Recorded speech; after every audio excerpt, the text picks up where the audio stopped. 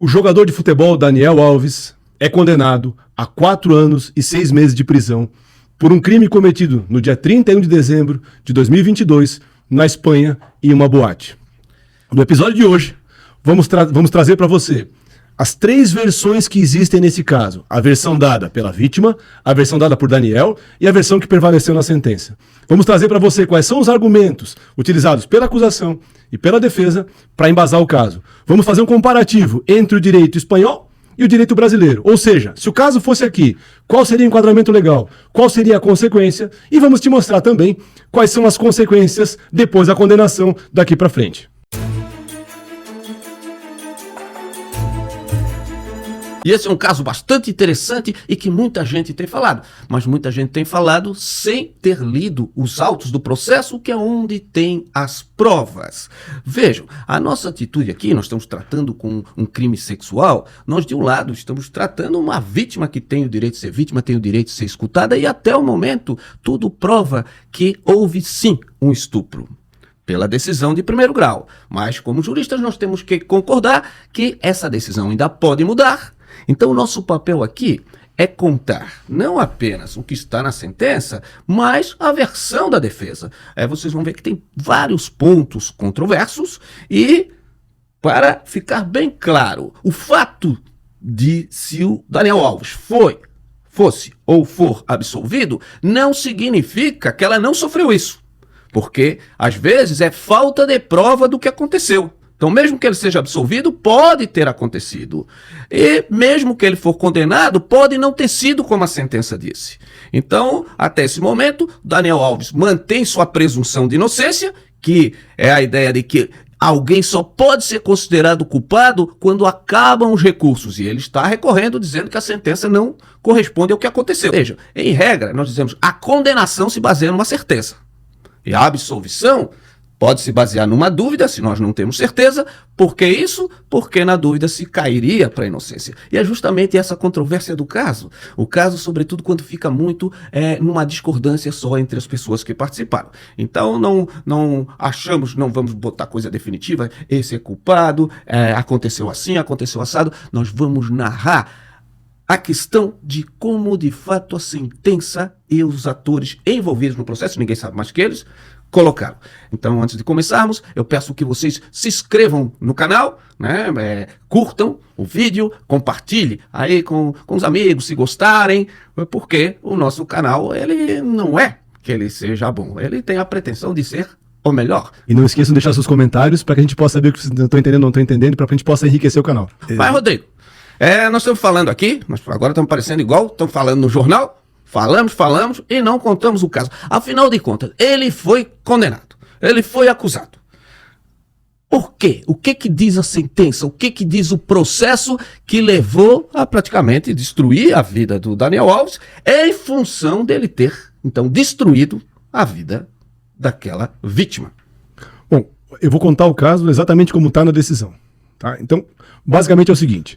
Às 2h50 da manhã, Daniel Alves, junto com um amigo, entra numa boate chamada Sutton. Eu acho que é Sutton, não sei como é que fala essa. Seria Sutão. Sutão, sei lá, Eles chegam nessa boate e eles são imediatamente levados para uma área, um camarote, uma área VIP, que é chamada área Moe. Nesta área, eles vão para uma mesa, que é a mesa mais cara desta área, que é a mesa mais, assim, VIP dessa área. Padrão jogador de futebol internacional. Isso. O garçom que foi ouvido, inclusive, fala que ali é muito caro, só pessoas muito ricas podem usar aquele local. E essa mesa tem um diferencial das outras, porque ela é a única que dá acesso a uma área VIP, uma área reservada, uma área fechada, chamada suíte. Como é que funciona isso? Ao lado da mesa há uma porta, tu abre essa porta, tu entra num corredor, temos um banheiro, uma outra porta para um banheiro, uma escada que leva a um sofá, uma televisão e um frigobar. Essa é a tal da suíte. Então Daniel Alves chegou na boate e foi para esse local. Isso às 2h50 da manhã. Às 2h20 da manhã, a vítima, a sua prima e uma amiga também chegam na boate Sutton, né? Sutton. Olha, assim, Rodrigo, por que nós estamos nos referindo a ela, a vítima, e não colocando o nome? Justamente porque assim está na sentença, para não expô-la, né? E então o uso de vítima não é para impessoalizar, não significa um menosprezo, ao contrário, significa um respeito, já que nesse tipo de crime se julga a moral da pessoa também, e ela não merece essa divulgação negativa se ela não quer. Inclusive, na sentença, eles falam sobre isso, né, da divulgação que houve do nome dela, saíram vídeos com ela, saiu divulgação de dados pessoais dela, então, por isso, na decisão, não se usa nunca o nome dela, em momento algum, só a palavra como dissesse vítima. Mesmo que todo mundo já saiba, que esteja nos jornais, nós vamos fazer a coisa como se decide tanto pela lei espanhola, como talvez pela lei brasileira, o direito da vítima é ela narrar a sua história e não outra pessoa que ela para o público. Perfeito. E aí, 2h30, 20 da manhã, ela, então chega ela, uma prima e uma amiga também nessa boate. Elas vão para a área comum da boate, para o salão principal da boate, e aí elas estão lá e um grupo de mexicanos que está num camarote ao lado do Daniel Alves chama elas para que elas subam à área VIP. Elas vão para a área VIP, ficam ali dançando, e o grupo do Daniel Alves, ele e o amigo, chamam um garçom para convidá-las para ir para a mesa deles. Eles já estão com 2 meninas ali naquele momento. O garçom chama uma vez, elas não vêm. Na segunda vez, elas vêm. Quando elas chegam na mesa do Daniel, as outras meninas vão embora. Então ficam o Daniel, o amigo e as 3 moças ali, a vítima, a prima e a amiga. Eles ficam dançando, Daniel dá champanhe para elas, eles ficam ali dançando, tal. Aí, por volta das 3h42 da manhã, o Daniel se dirige a essa suíte, essa área VIP. Ele abre uma porta, essa área VIP separada. 2 minutos depois, a moça então segue ele, a vítima segue ele, também entrando nessa área aí. Aí, eles entram no banheiro. Segundo a decisão, a vítima não sabia que estava entrando no banheiro, ela é levada lá para dentro, o Daniel fecha a porta do banheiro. E segundo a decisão, então, ali começa a questão sexual, o problema sexual que foi enfrentado pela decisão. Daniel, então, teria forçado a vítima a se abaixar, tentando dobrá-la, seja pelo pescoço, né, pelo cabelo, seja pela cintura.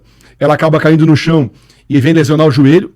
Há uma lesão, que foi periciada, de 2 centímetros no joelho dela, de fricção, assim, de batida no chão. E depois, segundo a decisão ainda, ele vira ela em direção à privada, levanta o vestido dela e penetra ela vaginalmente, sem o consentimento dela. E sem preservativo. Sem preservativo, vindo ejacular na moça, então, sem preservativo e sem o consentimento dela, de forma violenta. Eles ficam lá dentro por 12 minutos. Depois desse período, ele sai do banheiro. O Daniel Alves. Daniel Alves sai do banheiro, volta para a área comum, para a área dos camarotes, pega uma bebida na mesa dele e vai para outra mesa. Segundos depois, a moça também sai, a vítima também sai. Eles não se falam mais depois disso. A vítima procura a sua prima e pede para ir embora. Elas dão tchau pro amigo Daniel Alves, dão tchau para ele e saem. Quando elas estão saindo da boate, no momento que elas estão saindo da boate, a vítima então explode em choro, ela cai em choro e começa a chorar, e desesperada, e começa... Então, peraí, quando ela sai do banheiro, então ela sai mais ou menos, ela não tá chorando, não tá isso, ela tá... Inclusive ela cumprimenta o amigo Daniel. Se despede, né? E até... Então tem um momento que é depois dela sair, que aí tem uma manifestação diferente. Como é que foi isso? Bom, aí ela cai nos prantos, ela chora, ela fica desesperada. Um segurança aborda ela, até brinca assim, tá chorando por amor, né? Como se fosse uma briguinha assim, ela fala que não, ela fica tal, a prima também fala, e o segurança então percebe que o caso é mais grave, e eles acionam o chamado protocolo de crimes sexuais, que é um protocolo que também está sendo implantado aqui no Brasil agora, que tem por objetivo 2 coisas, acolhimento da vítima e preservação do local dos fatos, essa é a ideia. Quando ela está ali conversando com o gerente da boate, que vem ao encontro deles também, nesse momento as câmeras mostram o Daniel passando por trás dela, e ele vai embora da boate. Certo. Ele vai embora e no dia seguinte ele vai embora para o México, porque ele estava jogando futebol num clube lá do México. A moça então fica ali, chega a polícia espanhola, ela é então levada a um hospital, onde ela é atendida naquele protocolo para evitar doenças sexualmente transmissíveis e gravidez, e é coletado material genético para análise. E basicamente essa foi assim, o desenrolar da sentença até o ponto, né? Esse protocolo já é algo surpreendente, porque a tendência, quanto mais com um sujeito famoso, dizer, isso aí é uma briga à toa, né? Ninguém vai perturbar o poderoso Daniel Alves, mas como esse protocolo ele responsabiliza a boate, seu gerente, se eles não o acionarem, então o comportamento mudou, né? Agora a vítima, né? a pessoa poder ser atendida é também uma obrigação da casa propiciar isso. Então a casa, nesse ponto, mostrou aí que o protocolo foi acionado, que funciona, por isso se discute no Brasil, né, onde em geral se desacreditaria a vítima, como é mais comum nesses tipos de situação.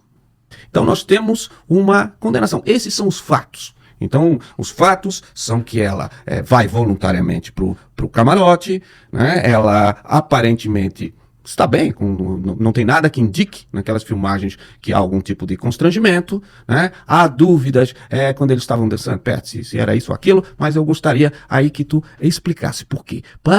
Volto a dizer, tudo a coisa terrível que aconteceu com ela. Mas é a versão dela, ninguém sabe exatamente, ninguém estava lá dentro do banheiro. Então, parece que precisa elementos para condenar o Daniel Alves, bastante elementos. Em que se baseou a decisão para dizer que Daniel Alves é responsável, de fato, por um estupro e que ele tem que ficar na cadeia? Bom, como eu falei na introdução, nós temos aí 3 versões dos fatos. A versão da vítima, a versão do Daniel e a versão da sentença. Tá? Por que eu falo 3 versões? Porque a sentença, apesar de concordar que houve o estupro, como foi alegado pela vítima, em alguns momentos ela contradiz a versão da vítima. Então esse é um ponto, como tu disseste, controvertido no caso. E isso é interessante justamente porque mostra isso que nós também tentamos fazer aqui, né? Há pontos que parece que são mais certos do que aconteceu e há pontos controvertidos. Tudo isso, nesse momento, se torna relevante.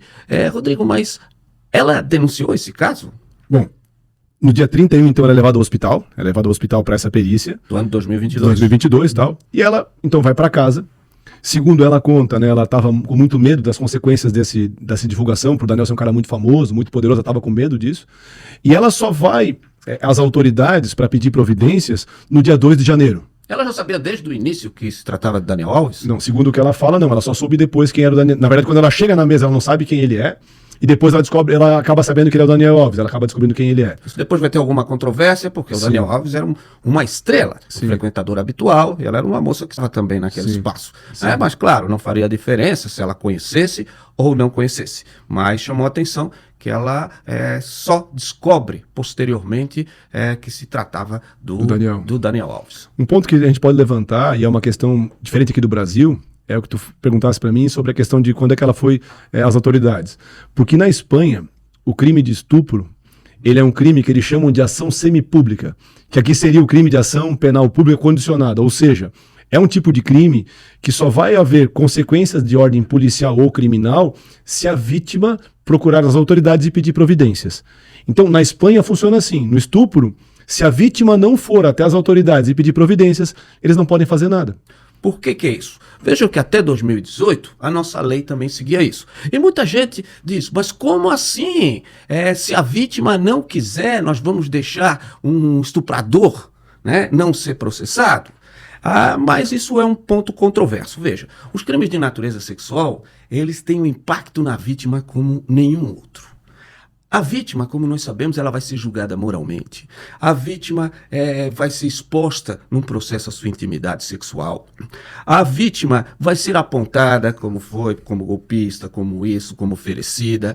Né? Vai ter que contar o caso várias vezes, o que acaba revitalizando. E ainda com o risco de não ter prova e ser absolvido. Então, causou um grande escândalo, imagina, às vezes vergonha diante dos pais, vergonha dos outros, e aí se diz, por que a vítima tem que concordar? Por causa de algo chamado streptus iuri, que é o fato de que você se estrepa porque usa o direito. Então, mais ou menos, ok, nós preferimos, nesse caso, valorizar o interesse da vítima do que a perseguição ao estuprador. É tanto um ponto controvertido, mas quando a vítima é maior e capaz, até 2018, também era assim no Brasil. A vítima decidia. Hoje a vítima não decide mais. Então, imaginemos o seguinte, tem o protocolo. Se ficou sabendo, a polícia ficou sabendo ali no momento, mas só haveria processo judicial se ela dissesse que iria querer. Aqui no Brasil, mesmo que ela dissesse eu quero esquecer isso, haveria o processo. Então tem pontos pró e contra. Mas essa versão da Espanha é uma versão que a justificativa é que o interesse da vítima nesses casos prevalece sobre o interesse do Estado em condenar. E aqui é o contrário, né? Aqui prevalece o interesse do Estado em condenar sobre o da vítima, né? Nesse tipo de crime. Exatamente. Né? Com todas as consequências que isso pode ocorrer. Então, há esse dilema. Né? Vamos escutar. A nossa principal preocupação é preservar o interesse da vítima, que já foi violada, e que talvez se sinta violada, como frequentemente pelo sistema, vai ser julgado muito o caráter dela, ou o interesse do Estado em perseguir o possível agressor. Né? Então, mas de qualquer forma, não há dúvida que ela vai lá e representa. Parece que no início ela ficou meio oscilante. Inclusive há um vídeo que é citado na sentença, né? Um policial espanhol, que eles chamam de moços da esquadra, né? Assim, Os moços da esquadra. Ele vai atender a ocorrência e, sem querer, ele aciona a câmera do colete. Sim. Aquela câmera, né, policial, ele esbarra na viatura e a câmera liga. E ele pega ela logo depois do momento do crime, então falando pra ele, assim, e ela se mostra reticente em querer fazer alguma coisa. Ela fica, não sei o que, ela não quer fazer. E segundo o que ela depois ela fala que ela só fez aquilo porque a mãe encorajou, porque ela teve apoio familiar para poder fazer esse negócio pela gravidade do fato, porque ela no começo não queria que nada fosse feito, com medo de eventual represália por se tratar de uma figura pública conhecida. Sem dúvida, porque num caso como esse, se você não tiver apoio de um suporte, né, era ela, com a versão dela, como uma mulher que saiu na noite, que aceitou o convite de um camarote, que aceitou... Então, aquela possibilidade das pessoas dizerem, ela quer dinheiro, né, era muito grande. Então, é típico nesses crimes precisar do suporte familiar. Então, ela queria que ele fosse processado. Isso, veja, inclusive a sentença trata isso, que se antes da representação, como seria aqui, eles poderiam chegar a um acordo para ela não representar. Sim. E foi oferecido, já de início, 150 mil euros para acabar com a coisa por ali. Disse, olha, o Daniel não quer se expor, né, também você vai se expor, vamos resolver isso com dinheiro, nós damos 150 mil euros, e você diz que não quer representar. Mas ela não aceita isso. Então... Exatamente. E o processo continua justamente porque ela não aceita essa quantia para ser indenizada, vamos dizer assim. Para ser indenizada e não haver o processo. Então, ok. Então, ela tem o processo. O Daniel é preso. Isso é bem bom falar sobre isso, Sandro. O Daniel foi preso preventivamente. O que significa isso? O Daniel estava fora da Espanha. Logo depois do fato, né, no dia seguinte ele já foi para o México, quando ele jogava futebol. Ele já tinha compromisso. Já tinha compromisso de jogo. Justamente porque poderia ser discutido que ele fugiu para o México. Na verdade não houve fuga, ele, né, foi porque ele estava compromissado. Compromissado, né, jogador, okay. Tudo certo. E ele volta para a Espanha no dia 20 de janeiro, ele vai até a delegacia para prestar depoimento e ele é preso preventivamente. O que seria a prisão preventiva? Né? É uma prisão que acontece antes do término do processo, só que ela tem que ter algum tipo de fundamento que justifique essa ideia, porque tanto no Brasil quanto na Espanha, só deve ficar preso a pessoa que tem contra si uma condenação criminal, que não cabe mais recurso. Então é uma exceção à regra. Então ele não estava preso por causa que ele fez o estupro. Perfeito. Ele estava preso porque havia indícios suficientes de que ele teria cometido, mas não se sabia, e havia outros motivos para que ele não aguardasse em liberdade, o que seria a regra. Afinal de contas, pode ser ele ser inocentado e ser tudo uma confusão e já estarmos ferrando a vida dele. Qual o fundamento? Porque eu acho bastante estranho essa prisão, né, para os padrões brasileiros. Nós já tivemos acusação nesse sentido para o Neymar, outros tipos de jogadores, que depois se confirmou que não estavam certos. Mas veja, no caso do Neymar, não foi decretada a prisão. Né? Se esperou um pouco mais a investigação, e aí a prisão não precisou porque foi arquivado. Agora, nesse caso, ele foi preso. Claro, tinha uma pressão da mídia. Mas qual é o fundamento? Não dá para o judiciário simplesmente decretar uma prisão porque dizendo que a mídia quer. Então, qual foi o fundamento dele ficar preso? O principal fundamento da prisão do Daniel é a possibilidade dele fugir para o Brasil. Porque o Daniel, ele é cidadão brasileiro e também cidadão espanhol. Ele tem as duas nacionalidades.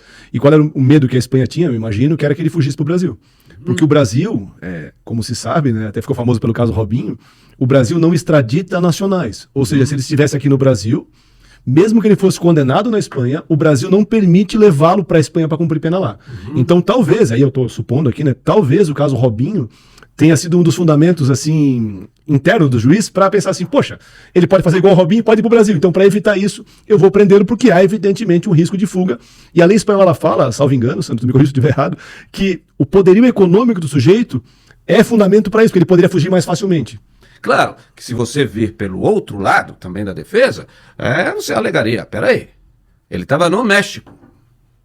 Por que ele não pegou um avião e foi para o Brasil se não tinha nenhum mandado? Mas ele vem para a Espanha. Pode ser por duas coisas, né? Porque ele não acreditava que aquilo ia para frente, né? ou porque ele queria comparecer e contar a versão dele. Por cautela, se entendeu que ele foi lá porque talvez não acreditou que pudesse ser preso, né, ia resolver as coisas, um homem de muito dinheiro, muito poder, e que talvez assim que visse que o negócio complicou, viria para o Brasil, como no caso o Robinho, e no mínimo teria toda aquela controvérsia, porque às vezes tem alguma controvérsia que a Espanha alegaria que ele não é um nacional puro, né, que agora, como ele tinha escolhido também outra nacionalidade, né, isso seria uma controvérsia. De qualquer forma, ele está preso. Preso, ainda sem saber se ele fez, mas pelo risco de fuga. Nesse sentido, parece que o Robinho atrapalhou bastante o Daniel Alves. Pelo menos assim é uma impressão que fica, né? Uma impressão que fica Sim. Os jornais falavam isso. Vai acontecer igual o Robinho. Né? Ele vai jogar futebol aí na praia, enquanto nós ficamos com a vítima aqui. Veja que ali também tem esse caráter. A vítima era apenas espanhola. Sim. Ele era um brasileiro espanhol. Então tem essa questão também. Dava a impressão que aí, como se fosse no futebol, o Brasil teria ganho da Espanha. Né? Então tem isso. Né? E então ele permanece preso. Bom, então que provas que foi se construindo contra ele, o que antes do processo ele alega? O Daniel traz, na verdade, 4 versões diferentes do mesmo fato. Num primeiro momento ele nega que conhecia a moça. Num segundo momento ele fala que conhecia, mas ficou só dançando com ela. Num terceiro momento ele fala que houve só sexo oral consentido. E num quarto momento ele fala que não, houve realmente sexo vaginal, porém consentido. Então, muita gente fala o seguinte, essas diferenças de versão são, evidentemente, a prova da culpa Daniel. Ou seja, o fato de ele trazer versões diferentes seria a prova cabal de que ele praticou o crime de estupro. Mas nós sabemos, e isso a própria sentença reconhece, que frequentemente na tentativa de autodefesa, quantas vezes quem é advogado criminalista, quem vai ser advogado criminalista, nós estamos acostumados que o cliente nos omite fatos.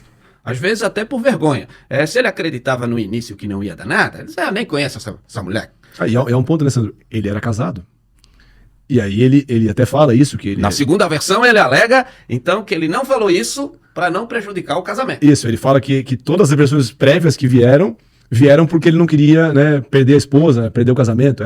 Veja que é surpreendente que na última que ele corrige, que ele diz que ele teve, de fato, intercurso sexual, só que para ele seria consentido, segundo a versão dele, isso vem depois que a perícia diz que foi encontrado material nela. Se ele tivesse esperado as provas, mas ele foi dando versões, porque não necessariamente se ele mentiu no depoimento, é porque ele é culpado. As pessoas, às vezes, elas não querem admitir por outras razões aquilo que fizeram, ou aquilo, se fosse um sexo consentido, suponhamos, não levaria ele para a prisão, mas destruiria o casamento. Então, talvez, no início ele não achasse o caso tão sério e ele tentou isso. Nesse caso, claro, ele mentiu. Isso há evidência de que ele mentiu, porque o material genético, sêmen dele, foi encontrado no corpo da vítima. Então, uma coisa parece que não se tem dúvida. Mas a sentença, Sandro... Teve relação sexual. Sim, a sentença reconhece essas diversas versões, mas diz, como tu bem disseste, que isso não pode ser usado como fundamento para condená-lo, justamente pelo direito à não autoincriminação. Então a decisão fala exatamente isso, que não vai condená-lo com base nessas diversas versões que ele traz do fato. Né? Isso é importante ressaltar. Isso é bastante importante, porque o réu tem o direito de ficar calado. Então, se ele não dissesse nada, ou o réu pode inclusive mentir, não pode ser, aqui no nosso sistema não tem o crime de perjúrio, né? Ele pode inclusive mentir, porque todo mundo entende, a pessoa quer se defender, certo? Então, nós tínhamos essa questão também. O fato dele ter mudado as versões não pode ser motivo suficiente para condená-lo, mas também não pode ser um motivo para dar o benefício da confissão. Na verdade, ele não confessa. Então aqui a colaboração do réu, no sentido de confessar exatamente o que fez, ela é um benefício, como lá também, a ser descontado na pena. Só que aqui ele fala várias versões, mas sempre se defendendo. Na última versão, então, ele fala, sim, teve sexo, mas foi consentido. E a sentença diz, não, teve sexo, mas não foi consentido. Então, ok, ele faz isso, parece que a versão dela também não é totalmente coerente. Eu queria contar essa versão, Sandro. Essa parte é bem assim, interessante de dizer na sentença o que aconteceu sobre esse fato. Ela traz uma versão, ela fala o seguinte, né? Então os horários conforme eu falei no comecinho lá, encontrou lá, tal, não vou contar novamente. E ela fala o seguinte, que no começo, quando ela chega na mesa, tava tudo legal, tava tudo ótimo, tudo bacana. Só que depois a coisa ficou estranha. Ela fala então que ele se tornou abusivo, que ele fala, sabe quem tá falando, sabe quem eu sou, ele começou a ser um pouco agressivo na abordagem, e que ela só foi com ele para o banheiro, ela só foi com ele para essa área VIP, né? Ela não sabia que era um banheiro, mas para essa área reservada, essa tal da suíte ali. Só foi atrás dele. Isso, atrás dele no banheiro. Que já estava lá. Isso, por quê? Porque ela tinha medo que se ela não fosse conversar com ele, que ele podia persegui-la depois, né, depois do ato. Tá? Então há esse probleminha aí na narrativa dela. Bom, por que probleminha? Isso é um problemão. Por que probleminha? Porque a sentença fala o seguinte, a versão que ela traz, nesse ponto, não coincide nem com o que está dito pelos garçons que estavam no local, e muito menos com as câmeras. Ou seja, as câmeras de segurança, e foram trazidas 20 horas de gravação para os autos. Então vejam, estamos falando de um episódio que aconteceu em aproximadamente assim 20 minutos. Nós temos 20 horas de gravação para mostrar, então tem muita câmera mostrando o fato. Tá? Isso é um detalhe.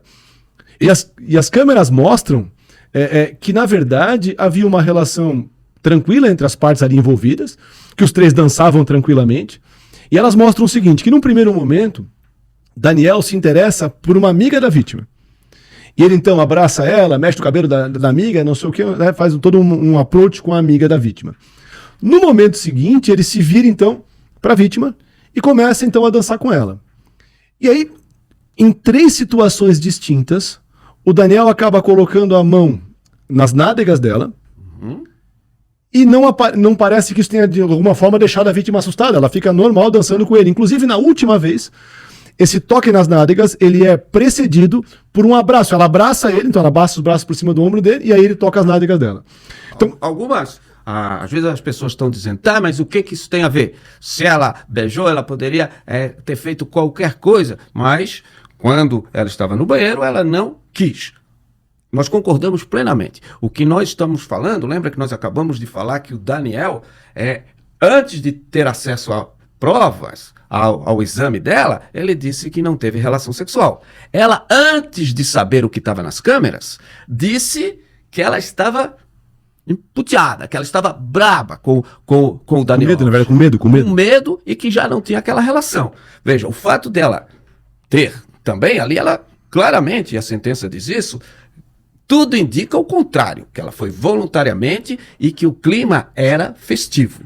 Então, o que nós estamos tratando? Não é lá de dentro se ela disse sim, se ela disse não. É o que, assim como o Daniel contou uma versão que não corresponde às outras provas, nesse ponto ela também contou uma versão que não correspondia à realidade. Por que ela fez?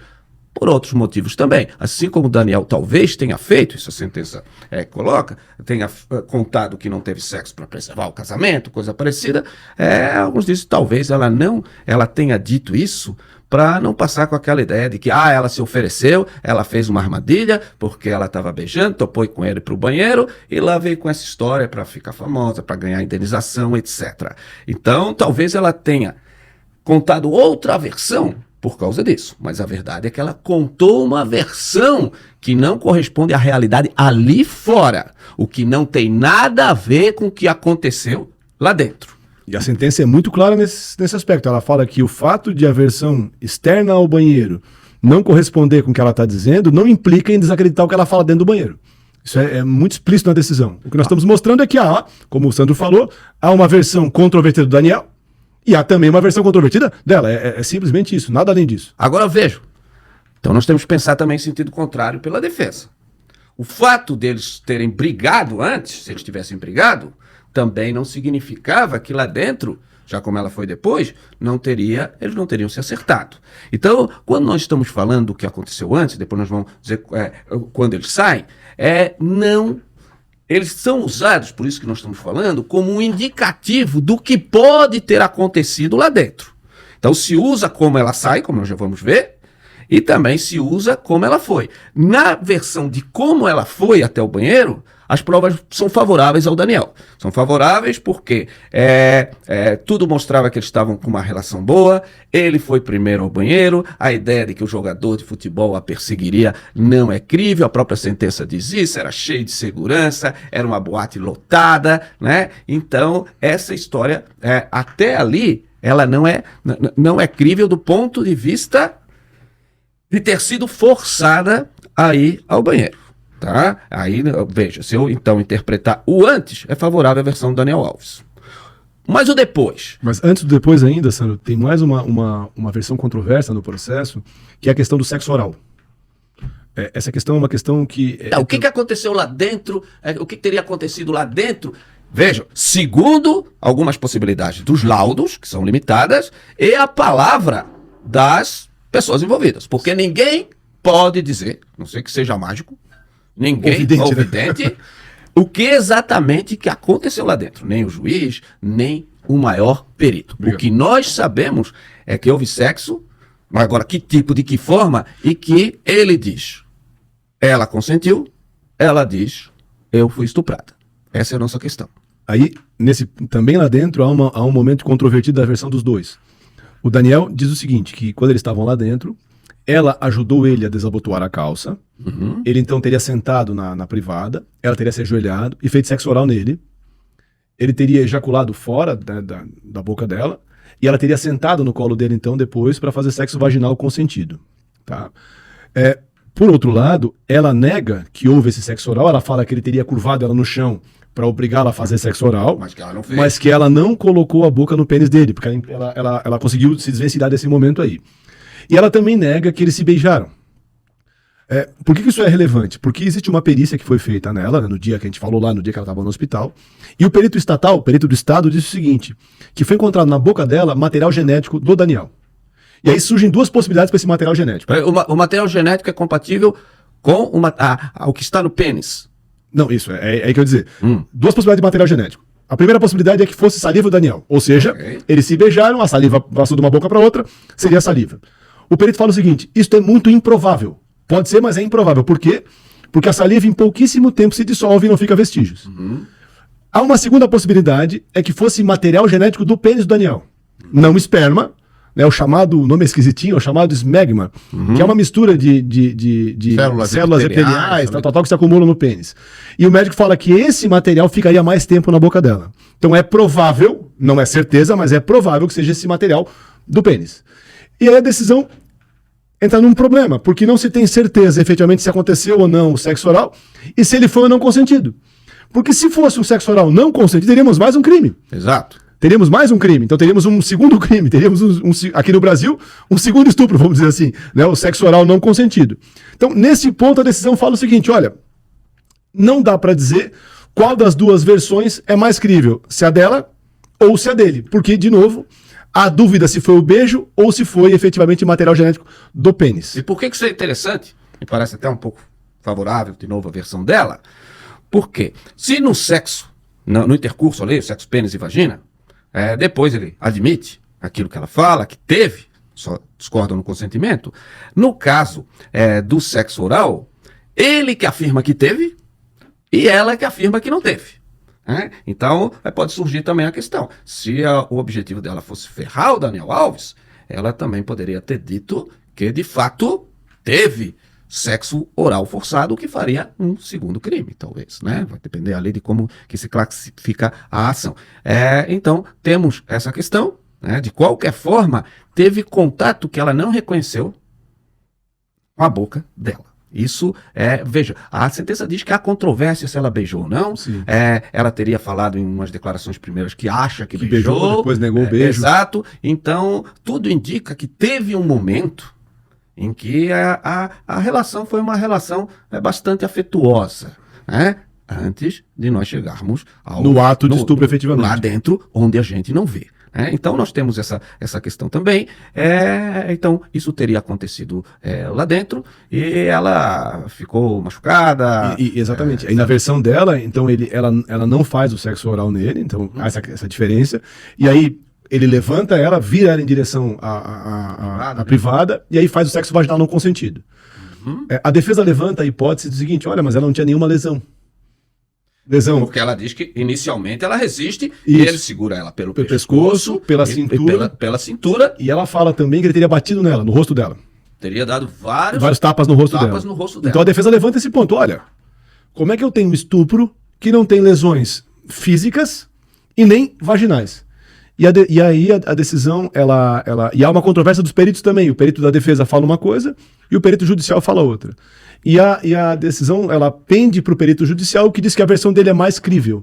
A versão dela. A versão do perito oficial é mais crível. Sim, a versão tá? do perito. E o perito diz o seguinte, então, que é possível, sim, que eu utilize força contra uma pessoa, especialmente na cintura, nos quadris aqui e no cabelo, sem deixar marcas. E ele também mostra, o perito fala uma estatística lá de casos, que eu não me lembro qual é o número exato, mas de que mais de 80% das mulheres estupradas, o número é mais ou menos esse, tá? Não me lembro de cabeça agora, mas é mais ou menos esse, não tem lesão vaginal. Então a ausência de lesão vaginal não quer dizer que não houve estupro. Da mesma forma, a sentença também fala isso, que uma lesão vaginal não prova estupro. Porque é possível que sexo consentido gere lesão vaginal. Como também é possível que sexo consentido gere lesões extracorpóreas. Vocês entendem isso? Mas Fora isso da eu vagina. senti na sentença também, que foi uma fuga da questão. Por quê? A questão aqui, ok, o sexo já estava feito, não houve lesão na vagina, 80% não haveria, até aqui, ok, né? Acho que é até do senso comum a gente saber, né, que uma lesão pode ocorrer num sexo voluntário, pode não ocorrer num sexo mediante ameaça.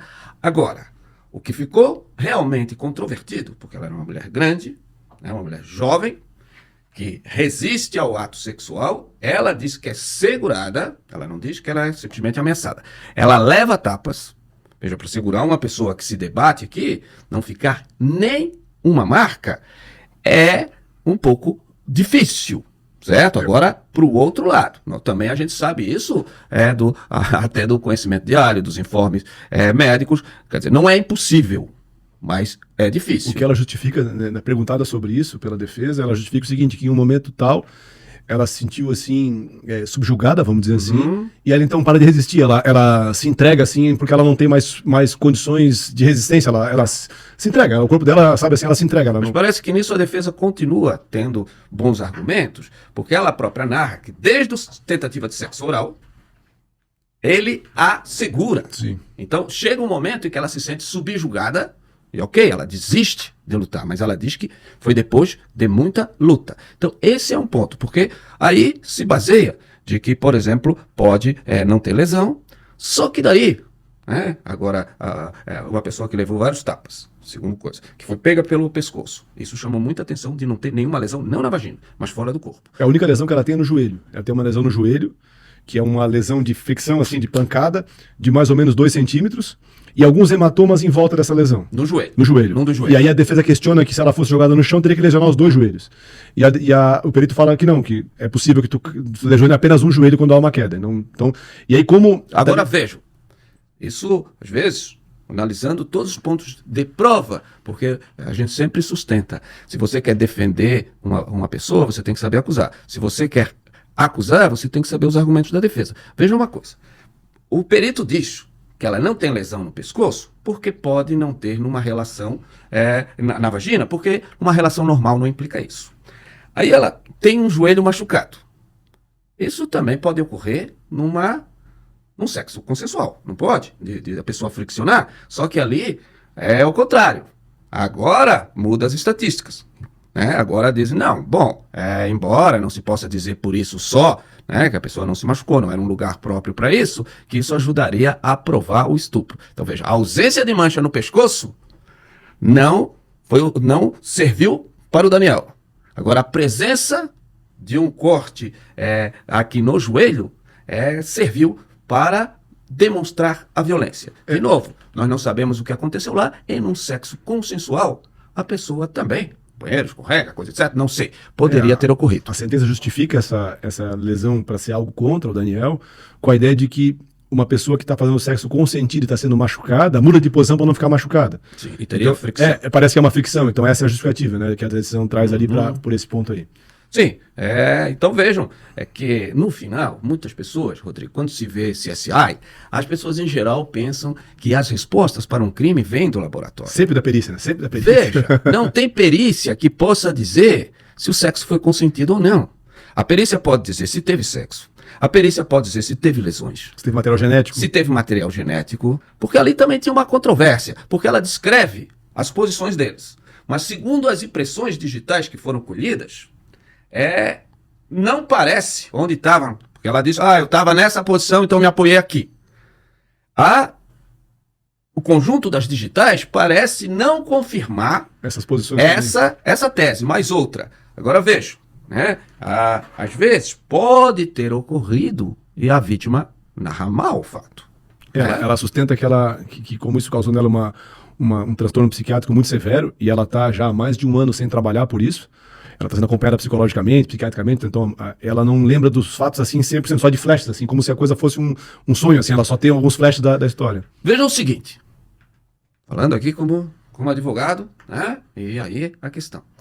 A questão psiquiátrica, para dizer que pode ter se confundido com o que aconteceu lá na frente, poderia ser um argumento também da defesa. Peraí, se ela está tão abalada que ela não é capaz de dizer exatamente o que aconteceu lá dentro, será que esse abalo não pode ter vindo de outra coisa e agora ela acha que aconteceu isso? Veja, nós estamos falando aqui porque nós temos o tempo inteiro. A ideia é a seguinte, como a inocência é a regra, a defesa tem o direito também de contar a versão e questionar todos os argumentos. Porque se os argumentos são tão firmes assim, as pessoas não têm que ter medo da outra versão. Tanto é que nós estamos aqui contando a versão dela, que é a que prevalece e que tem, acho que é uma grande probabilidade de ser muito próximo do que ela narra, só que nós temos que deixar totalmente fundamentado essa questão. Então nós temos ali as lesões. Não quer dizer muita coisa, porque se a ausência de marcas aqui e na vagina não provam que não houve estupro, o corte no joelho também por si só não prova que houve estupro. Agora veja, então nós temos a dinâmica do que aconteceu lá dentro que ninguém sabe, a não ser os dois. Então, e no início nós falamos, ela foi voluntariamente, coisa etc. Isso quem é que fala? A própria conclusão da sentença está nos autos. A mesma sentença que o condenou. Agora, na saída, né, como nós falamos, o comportamento dela é coerente com a versão dela. Se lá não teve um problema, por que ela sairia ali, mais ou menos tranquila, quando sai da pista, e desaba? A defesa questiona essa ideia de por que ela sai tranquila, como se, né, se fosse estupro mesmo, ela não teria saído tranquila do banheiro. E a conclusão da sentença é o seguinte, que muitas vezes um choque, um trauma, por um momento ele te causa assim um estado de torpor, tu fica assim meio anestesiado e depois tu cai em si. E até eles fazem um comparativo meio tolo, assim, que eles falam o seguinte, igual uma pessoa que cai no chão, a pessoa tropeça, cai, se machuca e rapidamente se levanta, assim, sabe, como se não fosse nada, depois ela sente a dor, assim. Sim, a pessoa cai no shopping lá, tá com um soltão, a gente tá todo arrumado, cai, faz de conta que aquilo não foi nada e vai pro banheiro chorar de tanta dor que deu na perna. É a mesma ideia que a sentença fala. Sim. Que ela caiu, então, aí, quando ela cai em si, ela desaba, essa é a ideia. Agora vejam, isso é uma explicação possível. Não quer dizer que é isso que aconteceu. Sim. Mas eles continuam. Um dos elementos, além da palavra da vítima, que tem que ser corroborada por alguns outros elementos, né? Porque toda essa questão. A palavra da vítima, é claro que nesse tipo de crime ela tem que ser muito valorizada, porque senão até fica desproporcional. Um crime sexual é, por definição, um crime clandestino, que não tem testemunhas. Então, se você disser, não, a palavra da vítima não vale, também não teria nunca, né, os delitos sexuais passariam impune. Mas veja, me parece que eles usam bastante esse argumento, não só agora, mas posterior, para dizer que houve um crime, porque ela estaria com estresse pós-traumático, é isso? Estresse pós-traumático. Como foi isso, né? Porque veja, eu não sei o que aconteceu lá dentro, nem a juíza sabe, nem o juiz sabe, né? Só os dois. Pelo comportamento de depois, tirando a passagem ali, que você tenta explicar, ela logo depois desaba, de uma forma que é presenciado por terceiras pessoas, que ela está de fato desorientada, e depois, e não foi só naquele momento.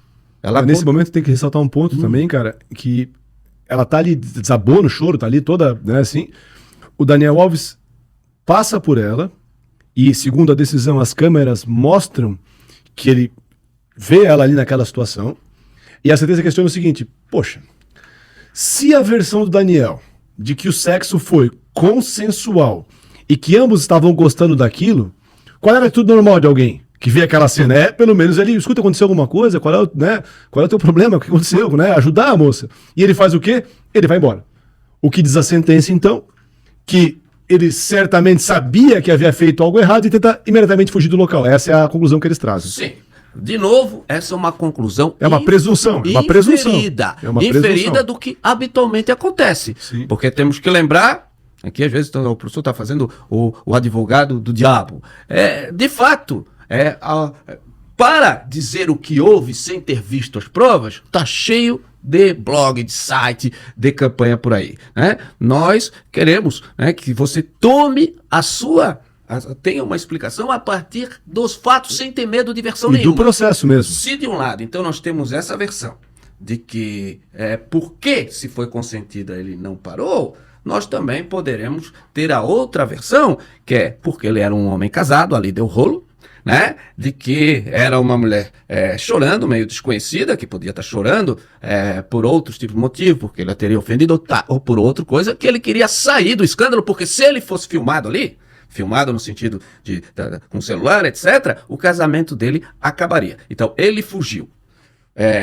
Ele fugiu dessa publicidade, ou foi indiferente ali a moça. Nós, nesse momento, nós não podemos cravar o que aconteceu.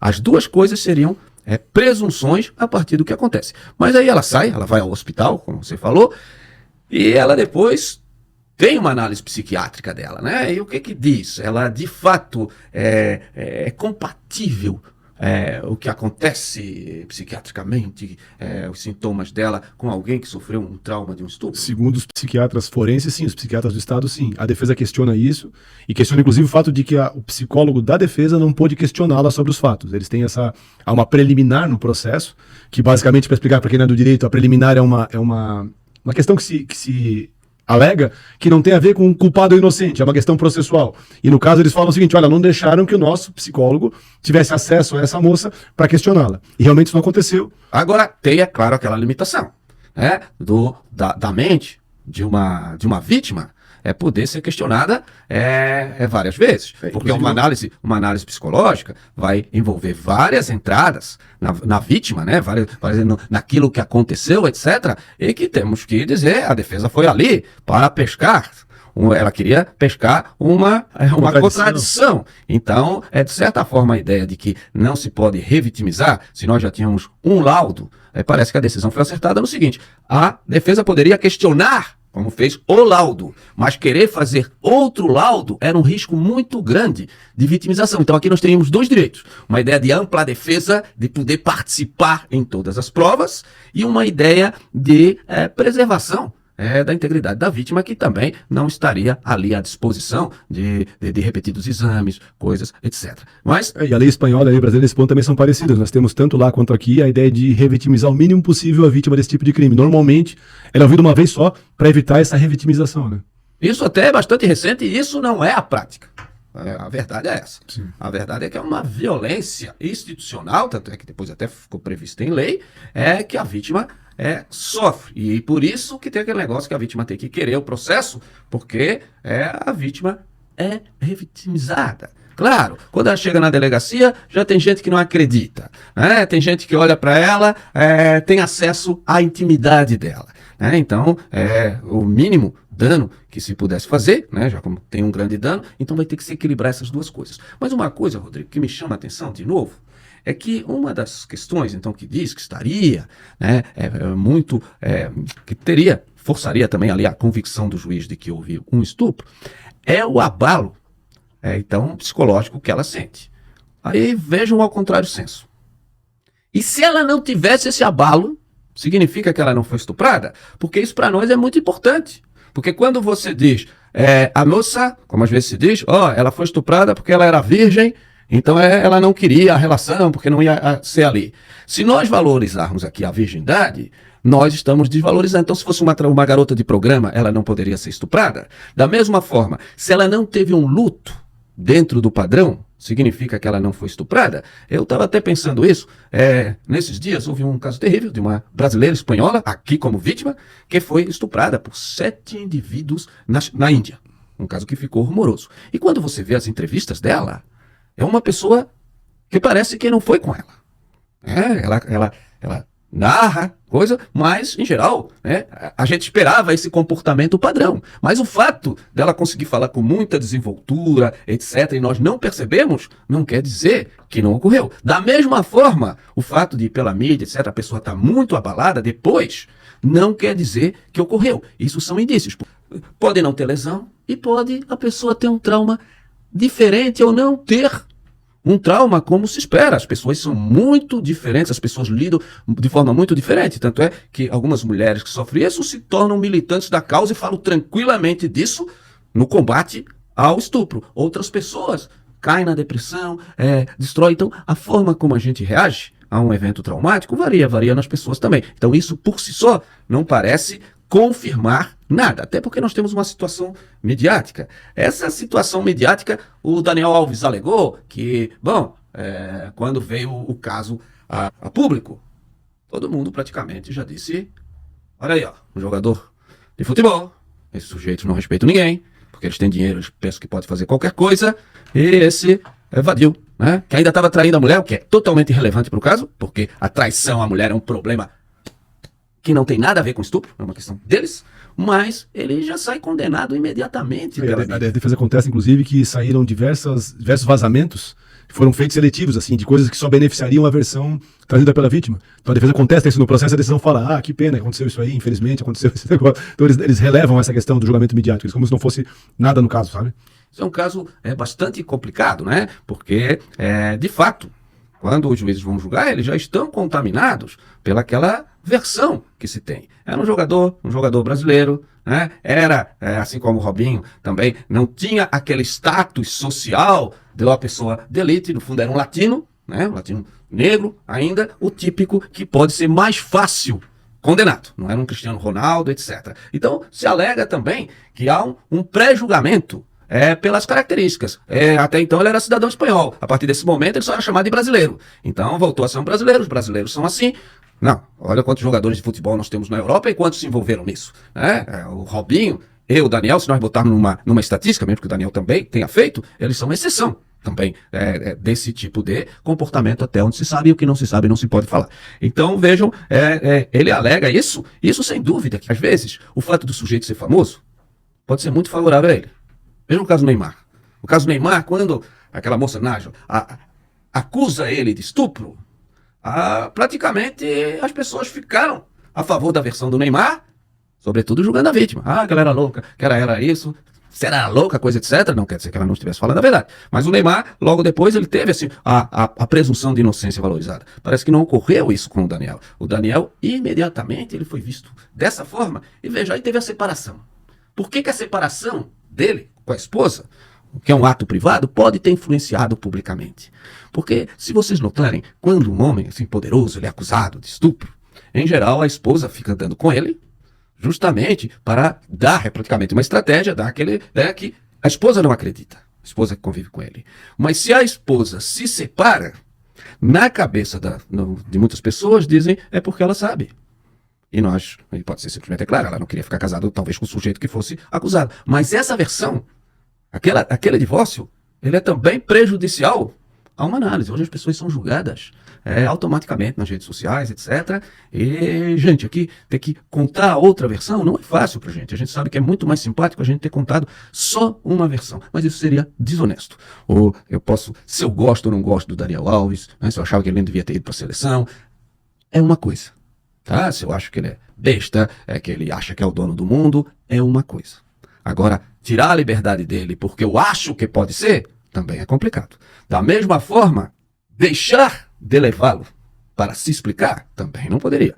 Porque, às vezes, a fama ela é bastante positiva, às vezes a fama é bastante negativa. Por quê? Porque os jornais começaram a dizer, o sujeito rico, poderoso, menina mais simples, vão julgar ela, ele vai vir com aqueles advogados estrelas que não perdem nada e e não vai acontecer nada. Isso às vezes cria justamente uma aversão, vai acontecer sim, nós vamos dar uma satisfação, e a justiça não está aí para dar satisfação ao público como o público quer. Ela está para analisar o caso racionalmente, aplicar a pena se for o caso e ter coragem também de absolver se não foi o caso, né?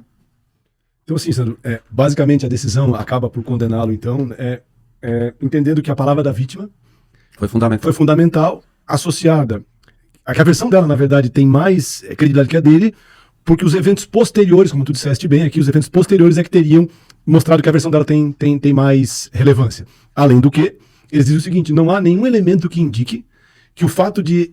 Qual é o motivo para ela acusá-lo disso? Ela só perdeu com isso, ela não ganhou nada com isso. Que, pelo contrário, ela só perdeu com isso, ela só teve prejuízo com esse fato. 150 mil euros. Não, calma, isso foi depois, mas inclusive ela não aceitou essa indenização. Então, tudo isso foi levado em conta para acabar condenando Daniel Alves. E a pena que foi aplicada para ele é uma pena de 4 anos e 6 meses, tá? De prisão, e depois da prisão cumprida, ele vai ter 5 anos da chamada liberdade vigiada, cujas condições vão ser dadas pela justiça espanhola depois que ele for solto. Mais ou menos como se fosse uma medida protetiva. Isso, né? uma coisa assim, isso. E ele tem que ficar 10 anos sem se aproximar dela e ficar a 1 quilômetro de distância dela e do trabalho dela. E essa foi a punição que foi dada. Fazendo um paralelo com o Brasil, e o pessoal sempre acha que no Brasil as coisas são mais fáceis, aqui é tudo mais tranquilo, se fosse aqui, a pena dele certamente seria mais alta. Porque o nosso crime de estupro tem pena mínima de 6 anos e máxima de 10. Na Espanha, no caso Daniel Alves, como o crime aconteceu antes de uma mudança de lei, o crime tem pena de 4 a 8 anos na Espanha. Tinha na época dos fatos, agora tem de 4 a 12. E na Espanha, eles utilizaram, para justificar a pena dele menor, né, próxima da mínima, o fato da indenização.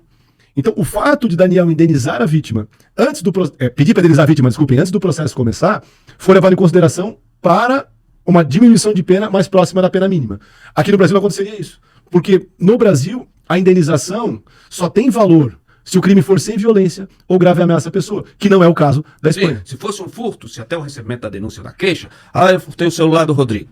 Eu dou um celular, o Rodrigo fica satisfeito até antes do processo começar, o juiz reduz a pena até 2/3, de 1 a 2/3. Né? Lá pode ser depois. Então, pode ser qualquer crime também, não tem essa limitação nossa aqui do crime sem violência ou grave ameaça. Claro, né? Então poderia ser qualquer crime, porque faz parte também, se a gente pensar, de uma pena ao sujeito e de um conforto para a vítima. Né? A vítima vai ter... como é que ela vai trabalhar, uma porção de coisas, toda a juventude dela que ficou mexida, né? Então essa indenização, né, é simbólica, mas ela é importante, né, para mostrar que o sujeito não pode se dar bem fazendo isso. Agora, claro, nós temos uma versão mais provável, provavelmente ia ter a discussão, como eles estão discutindo, se a versão não se prova, com certeza seria favorável talvez a presunção de inocência, mas isso os tribunais vão decidir. Mas me fala uma coisa, para essa questão da pena, para nós irmos para o final. O Daniel Alves, ele alega, em sua defesa, que ele estaria sob efeito de álcool. Isso. Peraí, ele bebeu e aí ele quer desculpa? Isso também é uma diferença da legislação espanhola para a nossa legislação. No Brasil, nós só temos diminuição de pena, ou até em alguns casos a exclusão da pena, quando há uma embriaguez culposa ou fortuita. Ou seja, o indivíduo não se embriagou sem saber, não tinha intenção de se embriagar. Por exemplo, um Boa Noite Cinderela. Isso, né? Tu tomou um negócio sem querer, tu não sabia. Aí tu fica incapacitado, não porque tu quis, mas porque tu foi vítima. O sujeito, por exemplo, toma um pouquinho, mas tem alguma doença que ele não sabe, e aquilo produz uma embriaguez que o incapacita. No mais, a embriaguez aqui ou não afeta a pena, ou ela até agrava a pena quando ela é feita para cometer o delito, né? Que seria o caso que seria punido na Espanha. Então ele teria interesse... Mas na Espanha é diferente. Na Espanha, a embriaguez, ela mesmo voluntária, sim, ela pode até excluir a pena desde que ela não tenha sido feita para cometer o crime. Por exemplo, eu quero matar o Sandro.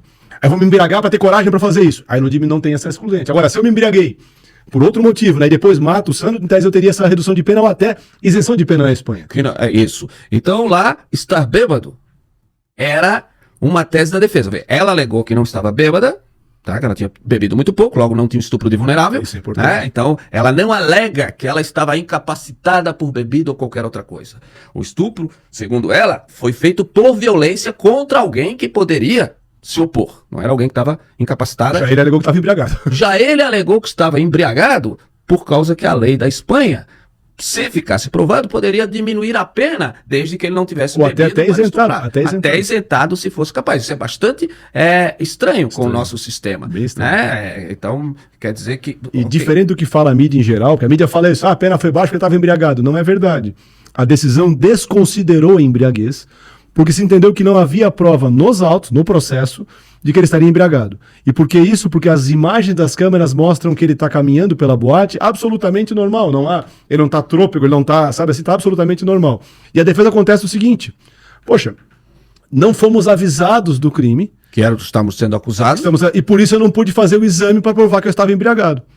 E a decisão fala o seguinte: bom, mas o problema é que como esse crime é um crime de ação semipública, como eles chamam lá, tem que esperar o quê? A vítima autorizar. Isso aconteceu quando? 3 dias depois. Por isso que ele não pôde fazer esse exame. Então essa dúvida aí que Sim. pega. Então veja, aqui no Brasil, o sujeito geral fugiria para dizer que não está embriagado. Isso, lá no contrário. Lá o Assim. sujeito estava embriagado, não tinha nada a ver com o caso. Então se aconteceu algo lá dentro, eu não estava no meu juízo. Eu não estava interpretando. Porque ele fala isso, talvez eu tenha errado num erro de tipo. Talvez o não dela não tenha sido muito evidente. A gente pode até explicar um pouquinho melhor isso aí. O erro de tipo é uma situação em que o sujeito ele age e ele está enganado pelas circunstâncias e ele acha que o que ele está fazendo não é crime. Aí só se poderia o crime se houvesse crime culposo nesse caso. E aí no caso, o que eles alegam? Que o Daniel achava que ela queria fazer o sexo, ou seja, que ela teria consentido. Por isso o erro de tipo, que foi recusado pela sentença, pelos argumentos que nós já trouxemos. Esse é um dos fundamentos do recurso da defesa do Daniel Alves, que busca a absolvição dele, né, dentre outras coisas, pelo erro de tipo. Mais ou menos, porque é aquela regra, né, que é muito comum depois disso tudo, né, do sim é sim, que teria que ser explícito esse sim.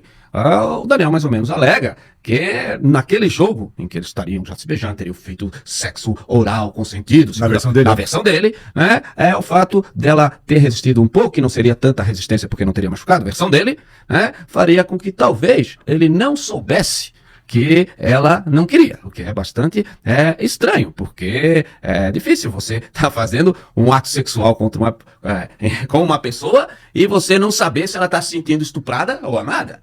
Então essa versão do Daniel Alves é bastante fraca. Então, ao final, o Daniel Alves é condenado, em primeira instância.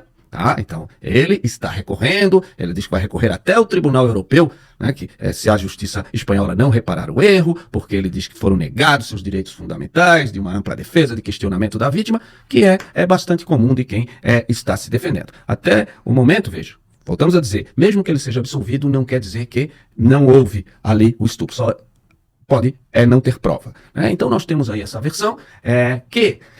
no fundo, tem bastante elementos para ambos os lados. A história prevalente é favorável à vítima, mas, tanto é que o tribunal concordou com isso, mas o próprio tribunal sabe que ali tem bastante pontos controvertidos que vai ser discutido. Afinal de contas, se trata de vidas destruídas. Por isso, até sendo que as duas partes recorreram, né? Há um recurso do Ministério Público que não quer, acha que a pena foi muito baixa. Que é 9 anos de prisão, eles querem 9 anos de prisão e querem 10 anos dessa liberdade vigiada. Porque veja o seguinte, verdade seja dita, se aconteceu o que a vítima disse, 4 anos de prisão é até ridículo. 4 anos de prisão é a pena que o furto pode chegar. No Brasil tem pena de furto. Exato. O roubo, se ele tivesse dito, eu quero teu celular na marra, a pena já começaria de 4. Sim. Se fosse no Brasil, lá uma pena de 4 anos. Se ele fez esse estupro violento, segurou o pescoço da moça, ela se cortou, disseram, ele sabe o que está fazendo, ele fez isso. Um ato sexual sem preservativo, inclusive. Mas 4 anos tá bom. Também assim, essa decisão a prevalecer, a tese da moça, me parece a pena muito baixa. E deram 6 meses a mais só porque ela seria jovem. Então o aumento de pena foi só de 6 meses porque ela seria jovem, começando a vida e tal.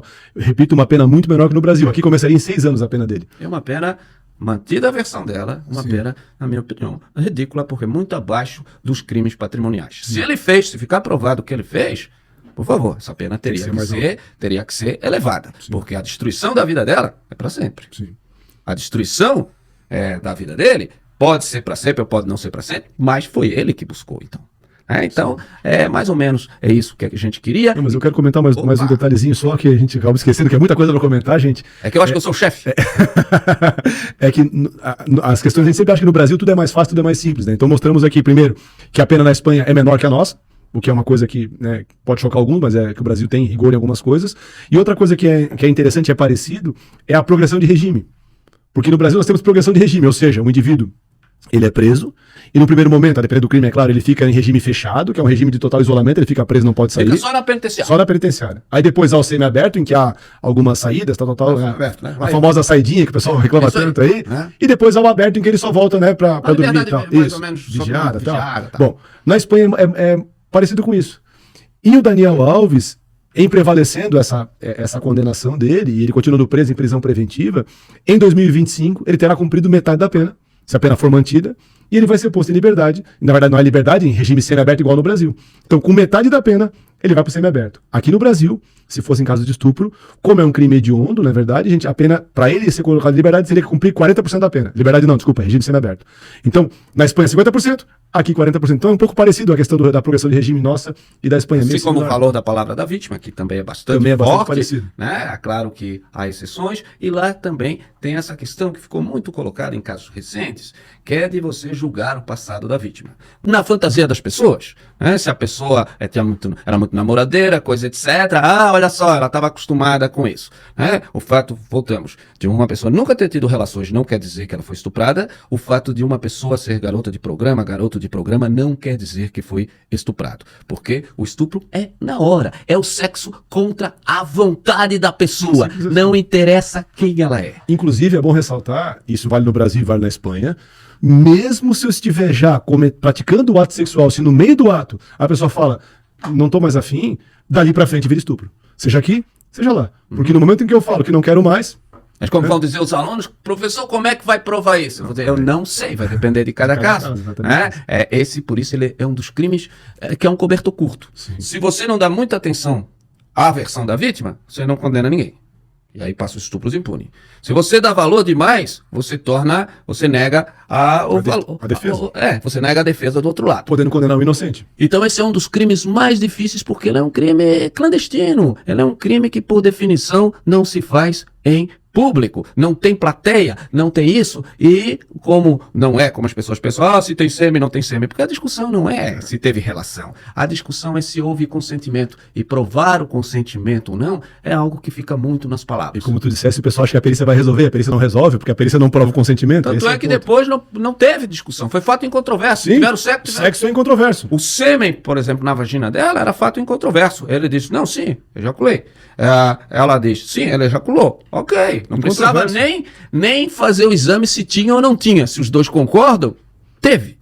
Porque mesmo que não haja nenhum sêmen, também poderia ser estupro. Claro. Se ele tivesse usado uma camisinha, tivesse isso, poderia ser estupro. Claro. Então, não é a perícia, a prova pericial, mas esse conjunto de elementos, porque lá, para terminar, é o mesmo sistema. Praticamente o Código Espanhol é muito parecido com o nosso, com pequenos pontos aí, como a gente falou. A última coisa que a gente pode ressaltar, Sandro, para quem é mais aluno... Ele é cheio de última coisa. Mas é o último ponto para ressaltar mesmo, que vale a pena, é explicar a diferença do nosso juiz para o juiz deles. Porque lá na Espanha nós temos um juiz que parece, como tu disseste, um delegado, não é isso? É um juiz de instrução. Juiz de instrução. Então, na Espanha, o processo começa e o juiz de instrução é que busca as provas todas. E esse juiz não é o mesmo que julga a causa. Aqui no Brasil não funciona assim. É um juiz mais ou menos que controla ali as ações da polícia. A polícia quer, por exemplo, um mandado de busca. É o juiz da instrução. Quando ele termina como se fosse um inquérito aqui, ele manda para o tribunal, o juiz instrutor, o juiz da causa mesmo. Isso, para que daí haja a sequência do julgamento. Aqui é o contrário, aqui se faz inquérito policial, se for o caso, e se o inquérito vai para o Ministério Público, o Ministério Público entra com a ação. E aí cabe ao Ministério Público produzir as provas, né, para demonstrar que o cara é culpado daquele fato. Lá é um pouquinho diferente. Outra coisa, para terminar essas diferenças, que lá a Fiscalia, o Ministério Público, né, ou a própria assistente de acusação, eles podem dizer qual a pena. Aqui, quando o promotor não diz, eu quero 12 anos.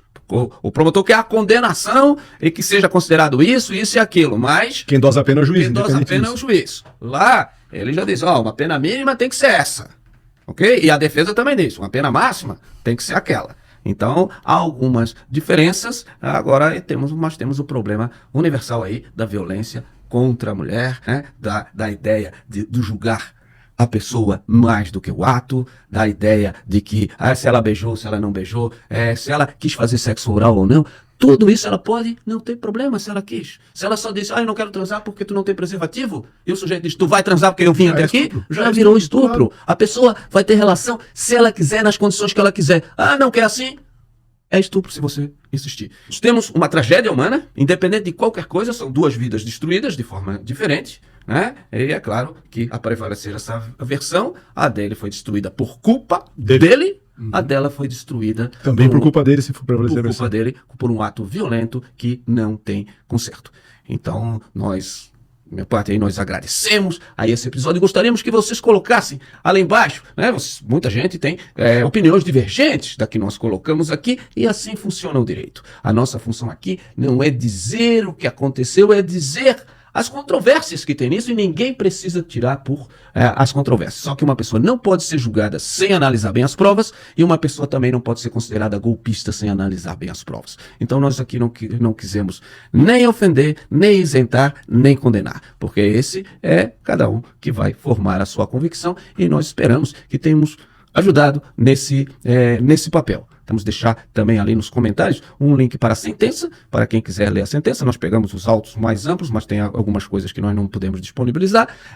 Mas a sentença nós vamos disponibilizar para, em vez de vocês irem a fontes, a um jornalista que ouviu falar, vocês próprios podem saber o que foi dito, o que não foi dito. Então, agradeço e até semana que vem com outro caso criminal. Esse foi o episódio de hoje, pessoal. Curta, compartilhem. Até semana que vem com outro caso criminal surpreendente. Um abraço a todos. E é isso aí. Nos vemos.